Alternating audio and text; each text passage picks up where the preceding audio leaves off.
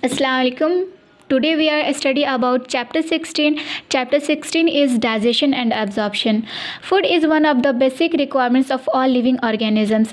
Food जो है वो basic requirements है all living organisms के लिए, चाहे तो वो animals हो या human beings हो. The major components of our food is carbohydrates, protein and fats. हम लोग जो फूड को लेते हैं उस फूड के अंदर क्या प्रेजेंट होता है? Carbohydrates, protein and fats present रहते हैं. Vitamin and minerals are also required in small quantities. जो विटामिन एंड मिनरल्स होते हैं वो स्मॉल क्वांटिटीज़ में इंपॉर्टेंट रोल प्ले करते हैं.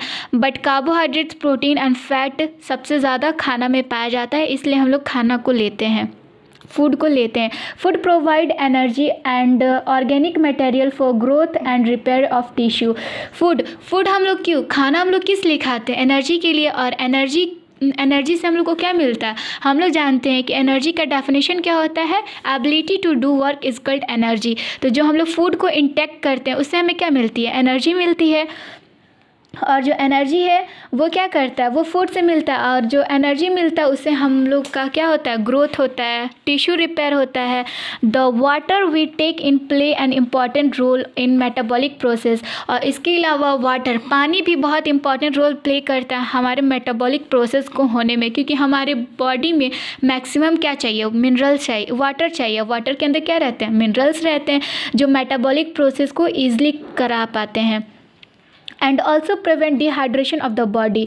और डिहाइड्रेशन से भी प्रोटेक्ट कराते हैं, क्योंकि अगर पानी की कमी हो जाएगी तो बहुत सारा हमारे बॉडी में प्रॉब्लम्स हो सकते हैं.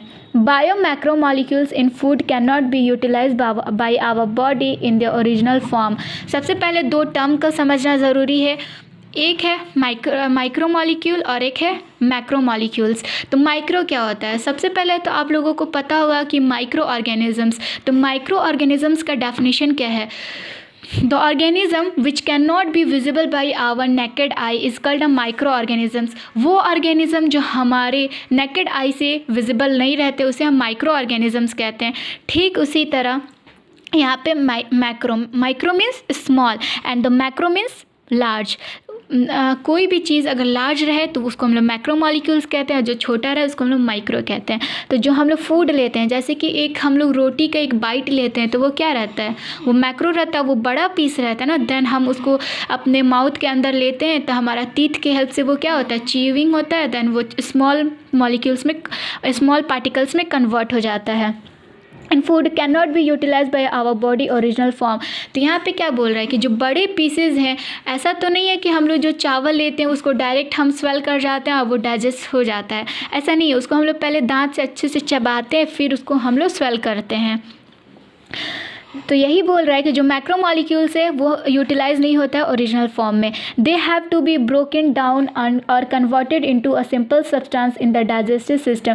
तो वो जो मैक्रोमॉलिक्यूल को क्या ज़रूरत है? उसे छोटे पीसेज में कन्वर्ट करने की ज़रूरत है, सिंपल सब्सटेंस में कन्वर्ट करने की ज़रूरत है. This process of conversion of complex food substances to simple absorb form is called digestion. तो डाइजेशन का ये आपका डेफिनेशन भी हो सकता है. This process, conversion of complex substances to simple absorbable form is called digestion.